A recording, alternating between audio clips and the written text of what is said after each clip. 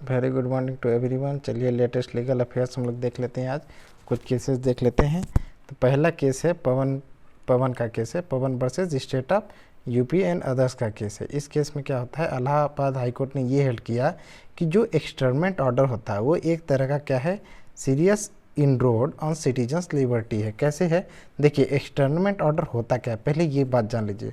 Externment order वैसे होता है जैसे आप लोगों ने सुना होगा देश निकाला, ठीक ना, या फिर किसी को गांव से बाहर निकालते थे तो उसको क्या करते, कोई भी एक्यूज पर्सन है जो भी ऑफेंस किया है उसको एक अपने प्लेस में नहीं रहने देते थे।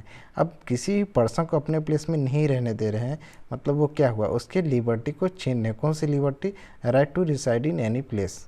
तो कुल मिला के फंडामेंटल राइट का ब्रीच हुआ। तो ये हो गया externment order, serious intrude on citizens liberty. और दूसरा बात, जिसके अगेंस्ट एक्सटर्नमेंट ऑर्डर लिखता है, अगर उसको क्या डिक्लेयर कर देना, उसके नाम के आगे गुंडा डिक्लेयर कर दे रहे हैं। अगर गुंडा डिक्लेयर कर रहे हैं तो वो ज़िंदगी भर के लिए होगा, क्योंकि जिस पर्सन के नाम के आगे एक बार गुंडा डिक्लेयर हो गया मतलब वो कैसा है, इरिवर्सिबल फॉर्म का है। वो रूइन कर रहा है, क्या रूइन कर रहा है, उसके रेपुटेशन को, जो कि इरिवर्सिबल फॉर्म का है। एक बार लग गया गुंडा उसके नाम के आगे मतलब सारे लोग वैसे ही उसको ट्रीट करेंगे, ठीक है। तो ये रही बात। अब देखिए उत्तर प्रदेश कंट्रोल कैसे करता है गुंडा को, through UP control of goondas act 1970, ये रहा उसका नियम। अब चलिए दूसरे केस पे हम लोग चलते हैं। दूसरा केस किससे रिलेटेड है, कृष्ण जन्मभूमि केस।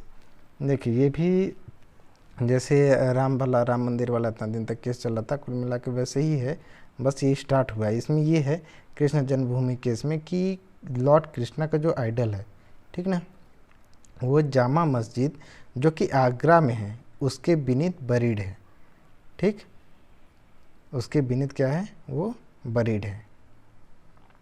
अब देखिए इसमें ये हुआ कि इसमें मथुरा कोर्ट में एक पिटीशन अप्लाई किया गया। मथुरा कोर्ट में पिटीशन अप्लाई करने के बाद ये बोला गया कि इसका एक ग्राउंड रेडियोलॉजी टेस्ट कराया जाए इस ज़मीन का, जामा मस्जिद आगरा के ज़मीन का। ताकि कौन करेगा उसको, एएसआई करेगा, ताकि पता चल सके कि उसके नीचे आइडल ऑफ लॉर्ड कृष्णा है कि नहीं है, ठीक है। तो ये बातें वहाँ पे बोली गई। देखिए अब आगे एक है चीफ जस्टिस गोविंद माथुर का। ये क्या हुआ कि चीफ जस्टिस जो गोविंद माथुर हैं वो रिटायर हो गए। अब रिटायर हो गए तो उनको कैसे रिमेंबर किया जाएगा, as a defender of civil liberties उनको रिमेंबर किया जाएगा, क्योंकि ये सिविल लिबर्टीज के लिए कई सारे केसेस इन्होंने हैंडल किए हैं। जब तक वो इलाहाबाद हाई कोर्ट में थे, 2 सालों में कई सारे ऐसी चीज़ें हासिल किए और बहुत भूमिका निभाई है इन्होंने। चलिए नेक्स्ट केस में चलते हैं। आईबीसी का ये केस है। आईबीसी होता है इंसॉल्वेंसी एंड बैंक्रप्सी कोड।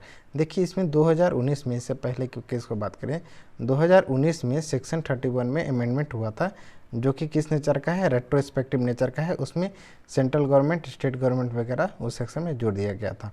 अब इसमें देखिए केस का नाम क्या है, Ghanshyam Mishra and sons private limited versus Edelweiss asset reconstruction company limited, 2021 का केस है।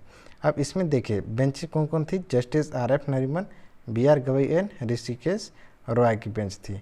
इन्होंने क्या अफोर्ड किया, इन्होंने अफोर्ड किया clean slate theory. Clean slate theory अब क्या होता है, जैसे ही सीआईआरपी मतलब सीआईआरपी का कल्मिनेशन होता है, मतलब कॉरपोरेट इंसॉल्वेंसी रिजोल्यूशन प्रोसेस।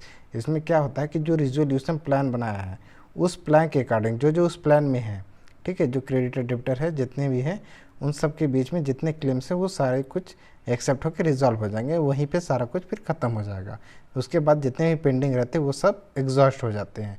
तो बाकी जितने भी पेंडिंग रहते हैं और जो क्लेम्स रिजोल्यूशन का पार्ट नहीं होता वो एग्जॉस्ट हो गया, तो उसके लिए फर्दर कोई भी क्लेम इनिशिएट नहीं हो सकता, कोई भी प्रोसीडिंग्स फर्दर इनिशिएट नहीं हो सकता। ये इस केस में बोला गया था, ठीक है। अब आगे फर्दर एक लास्ट केस देख लेते हैं आज का। इस केस में ये है कि एक environment support group and another versus national biodiversity authority and others का ये केस है। इसमें ये हुआ कि जो सीजीआई एस ए बोबडे का ये बेंच कौन सा था, CJI S A Bobde, justice A S Bopanna and B Rama Subramaniam.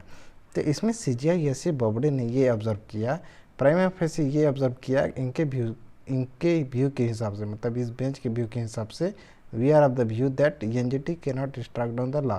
NGT ने क्या किया था यहाँ पे, जब हाई कोर्ट ने एनजीटी के पास केस ले गया तो बायोडाइवर्सिटी एक्ट के जो एक सेक्शन है उसको इन्होंने स्ट्राइक डाउन कर दिया। जैसे ही स्ट्राइक डाउन किया एनजीटी ने, तो यहाँ पे केस गया सुप्रीम कोर्ट में। अब सुप्रीम कोर्ट ने क्या बोला कि आप इसको स्ट्राइक डाउन नहीं कर सकते हैं।